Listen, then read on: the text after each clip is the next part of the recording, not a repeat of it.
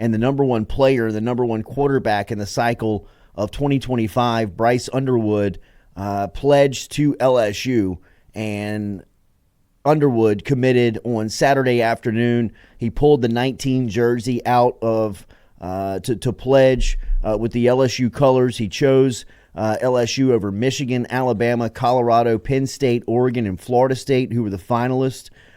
With the addition of Underwood, LSU jumped Georgia and Ohio State and currently sit with the number one class in the 2025 cycle.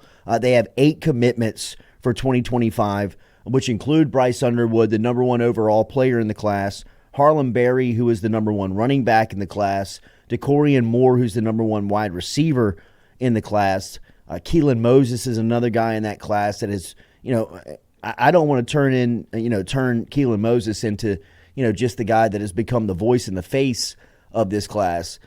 He's a big-time elite player as well, and he's not going to get as much attention as these other guys who are on the offensive side of the ball and number one players at all of their position. But Keelan Moses on the defensive side is somebody that you can really build this group around on that side of the ball. And in talking to Blake Baker over the last couple of days, he absolutely is infatuated with Keelan Moses and the possibility of what this 2025 class could look like.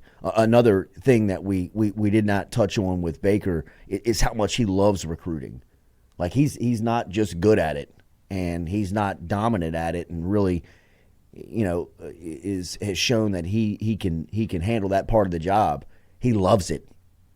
He loves recruiting, and for LSU to be able to pick up a defensive mind like Baker and somebody who loves to get on the trail and compete on the trail and go toe-to-toe on the trail, with big-time guys. He loves going up against Kirby Smart. He loves going up against Alabama. He loves going up against Pete Golding. He loves going up against these high-paid, these well-respected defensive minds that, they're all in the same place to do the same thing, right? But from LSU's recruiting standpoint, and I was talking over the weekend to Coach Frank Wilson, and this was after the commitment. I think this is Frank Wilson's best work. I mean, Frank Wilson has been doing this now for 30 years, 25 years, and I really think this class potentially could be, on paper, the best work and best job he has done. And I don't mean that to be hyperbolic. I don't mean that to be in the moment, to speaking in a vacuum. I mean, you realistically talk about what this class could potentially be. Now, you still got to park this class. You got to bring it across the finish line, right? Which, for the next year, it's going to be like riding a bull. I mean, it's going to be like, it is going to be tough to maintain and tough to keep everything, very calm for the next year. Paper cuts, where you're just going to, every day something could happen, or it depends. And this is where you get sometimes into, you almost project for how important 2024 is for the recruiting of 2025. That's where I feel like people start living and dying with the wins and losses, more so for the future of the recruiting class, especially if you drop one or two. Then LSU fans start looking, oh, God, we can't lose more, because then we'll lose Bryce Underwood, DeCorian Moore, especially in teams like Texas get in the mix and are good, or if Michigan makes another run. It's things like that you have to kind of produce on the field as well in order to keep the recruiting class from kind of having their eyeballs everywhere. At least that's the old way it used to be, but now with NIL, anything can happen. Yeah, and especially quarterback, and especially number one players, right, and top overall guys. I mean, that stuff gets pretty sticky, when you kind of get down to the nuts and bolts of it, and when it really becomes crunch time of these recruiting pushes. You wonder how wild it's going to be. And I'd imagine on a player like Underwood, it's probably going to get pretty crazy, because if you turn on the film of Bryce Underwood I mean, look, you don't have to sell it. He's the number one player in the country, but he's clearly the number one player in the country. I mean, he just flicks his wrist and the ball jumps out of his hand. He decides to take off. He's the fastest and most athletic out there. He's big, strong, fast. He looks the part. He has all of what the number one player looks like. He throws the ball, runs the ball. I mean, 2 straight state titles? Yes. Well, he didn't win this year. I don't think they won this year. His junior year. This is the first loss that they had. But they've been the last, 2 years? Well, since he's been the starting quarterback. The last 3 years. He won it freshman, sophomore, lost it his junior year, right? I mean, so he's on a revenge tour come senior year. And he's a young junior. Yes. That's another thing that he doesn't turn 17 until August? Yeah, August or July, one of those. But Stingley. Yeah. I mean, Stingley was 17 his entire freshman year at LSU. And the on-3 national recruiter, Charles, I believe it's Charles Power, was saying in the 2023, 2024, and 2025 class that Bryce Underwood would still be the number one player, either number one player or number one quarterback in those classes. That's how far and away he is. I mean, it really is one of the cases of turn on the tape where there's not a throw he can't make, and he's not, when you watch it, it's not like he is, oh, God, he's just the best player on the field. The way he's playing the quarterback position, it looks like he's playing quarterback and going through reads, and he has the arm strength that's something that you can't fake, but he's able to play. It stays within the system, it seems like, as opposed to if you watch Russell Shepard play and you're like, oh, he's the number one quarterback in Texas, and you want to go get him. It's that's more of an athlete at quarterback. This is a bona fide quarterback at quarterback. Well, one of the things that you've seen at least over the last 5 recruiting cycles is how much more advanced the quarterback position is now when you are just evaluating it. I mean, quarterback one-on-one training starts in 3rd, 4th grade for a lot of these high-end prospects. And the way that the quarterback position is taught and the way that it's learned now is so much more advanced than it has been in previous years. And I would date that back to at least about the last 5 cycles. You've seen that now consistently where the top upper echelon quarterbacks, they come in and they're so much more well-trained. They're so much more well-taught on how to play the position, right? Whether it's preparation on the field, watching film inside the locker room, taking care of their bodies in the offseason. I mean, there is a true commitment to developing, not only quarterbacks, there's a specific one-on-one training for any sport and any athlete in today's, in today's training world.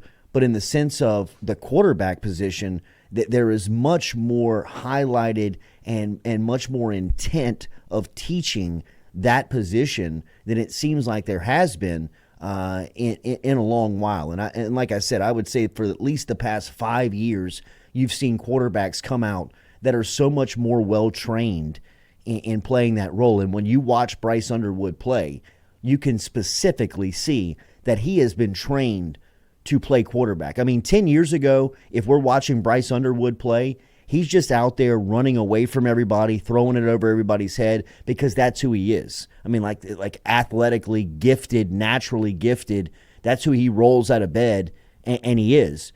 But when you watch him play and he's got the size, the speed, the strength, and then he's got this decision-making, the ability to progress through routes and break down and look at coverage and know what he's looking at. By no means is he a finished product. I'm just saying that quarterbacks of this level are so much more advanced now than they have been, and Underwood is a great example. By the time he shows up on campus, he will have a clear understanding of what the responsibility of the role of playing quarterback is. Is there going to be a growing pain of high school to college? Yeah, I'm sure. I mean, I'm sure, like everybody else, there will be a transition period, but it's just the intentional training that these prospects get now. It's so evident when they show up. I mean, and I would say the same thing when they get to the NFL. I mean, like some of these backups are having success. I mean, like Jake Browning in Cincinnati. I mean, a guy like Gardner Minshew in Indianapolis. I mean, these guys are. I mean, Joe Flacco. It was always kind of a role of, if you got to the backup, the season was over. right? I mean, like if the backup was playing, it was kind of like a lost cause. Not to say specifically that it is. I mean, like it still keeps your championship relevant, but I mean the fall off is not as steep as it used. Yeah, it used to be game over, and now there's like, I guess you could say like certified backups. But when you talk about Bryce Underwood and his trainer, he's been training with the same guy for I don't know how long, but he has a legitimate quarterback coach, Donovan Dooley, who started quarterback U up in Michigan. So he's been like pretty outspoken about how good Bryce is. But the one thing that there was like an interview that was there was like a Michigan-based podcast, like a video, like, it wasn't anything huge. It was just an interview with Bryce Underwood. He said, what's the main thing that you're looking for whenever you commit to a school? And he said, I want to play as a freshman.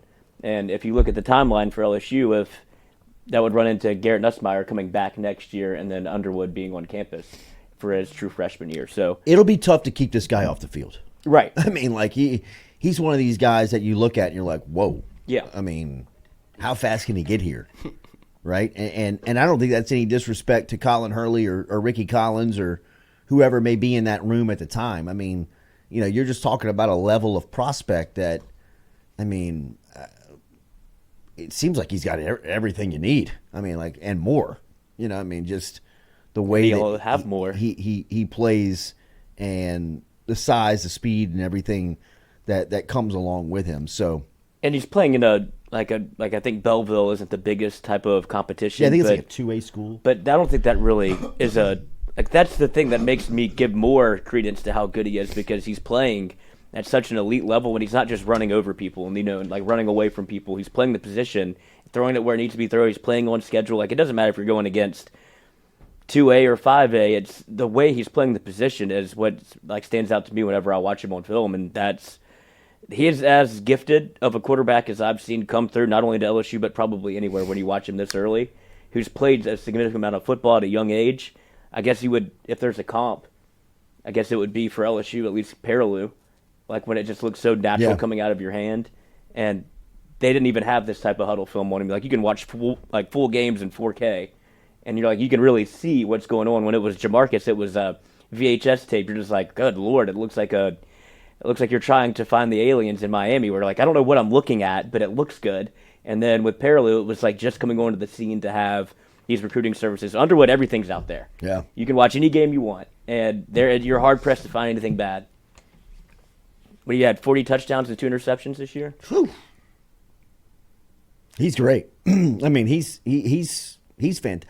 You could almost argue that he would battle Nussmeier this year if he could get on campus. I would take it. If he was on campus this year, I mean, there would be some real discussion on him possibly being a potential player. And he already did he already like reclassify for the year? Like, couldn't he be 20? I think he could be 2026. Wow. And because of his age. Yeah, and he reclassified to 2025. So, I mean, he could have possibly had 2 more years of high school football, which would have been. I mean, what more do you have to prove? The kid's a pro, and so the clock's ticking. Obviously, for LSU, you want to see him get on campus as fast as possible, because whoever gets him, and it feels good to be the guy or to be the school if you're LSU that he committed to, but by no means is the game over. No.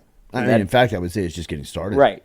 But I was talking to somebody about this, where I don't really get excited about commitments anymore, especially for a 2025 class, where I've seen them come and go every 5-star. And for LSU to have such a sure thing in the 2024 class, where it was no drama on signing day. Like, literally everybody that was going to sign signed. It was over before it started. 2025 class, you're going to be on the edge of your seat. It feels like everybody, they're trying to get into the boat. Now you're swinging at 5 stars, and that's where things get stroke of midnight. Something can change when you have DeCorian Moore, Harlan Berry, Bryce Underwood, all of that to try to keep them all on the boat at the same time. It's going to take a lot of effort, because those are the type of deals where, look at Florida, where you all the way up until the finish line, you have 3-4 stars flip on you the day, signing day, and it's like, well, I feel like I did a pretty good job recruiting. Look at who was the coach that didn't know where the quarterback was going? Oh, Ryan Day, when he's watching the wide receiver commit, and he's just like, I literally have no idea what school he's going to go to. The 5-star. Yeah, and he's like, he told me he was coming to Iowa State, And then there was rumors that he was going to go to Alabama, and you saw him like on camera just watch and wait Sweating. with no information whatsoever about who he was going to pick. He's like, I felt like he committed, but They I don't say, know. Quinshon Judkins leading Ohio State. Going to Ohio State. We'll see.